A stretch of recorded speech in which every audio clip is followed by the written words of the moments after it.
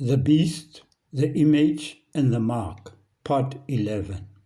If any man worship the beast and his image, and receive his mark in his forehead or in his hand, the same shall drink of the wine of the wrath of God, which is poured out without mixture into the cup of his indignation.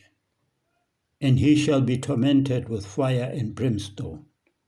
Revelation 14, verses 9 to 10. With the last 10 episodes, we have identified the first beast of Revelation 13 as representing the Roman Catholic Church.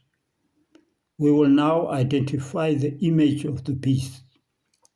For that, we first have to identify the second beast of Revelation 13, because he is the one that causes the earth and them that dwell therein to worship the first beast, whose deadly wound was healed, and causes them to make an image of the beast. Revelation 13, verses 12 and 14. We must look for the rise of the second beast around the time of the fall of the first beast, which we have shown to be 1798, when Papal Rome received its deadly wound by Emperor Napoleon Bonaparte of France, and declared that there should be no more popes. The spirit of prophecy says, I beheld another beast coming out of the earth, and he had two horns like a lamb. Revelation 13, verse 11. Both the appearance of this beast and the manner of its rise indicate that the nation which it represents is unlike those presented under the preceding symbols. The great kingdoms that have ruled the world were presented to the prophet Daniel as beasts of prey, rising when the four winds of heaven strove upon the great sea. Daniel 7, verse 2. In Revelation 17, an angel explained that the waters represent people, multitude, nations, and tongues. Revelation 17, verse 15. Winds are a symbol of strife. The four winds of heaven striving upon the great sea represents the terrible scenes of conquest and revolution by which kingdoms have attained to power. But the beast with lamb-like horns was seen coming up out of the earth.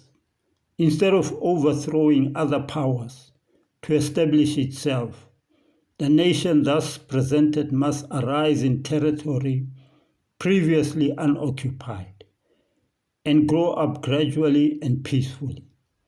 It could not then arise from the crowded and struggling nationalities of the old world, that turbulent sea of people, multitude, nations, and tongues.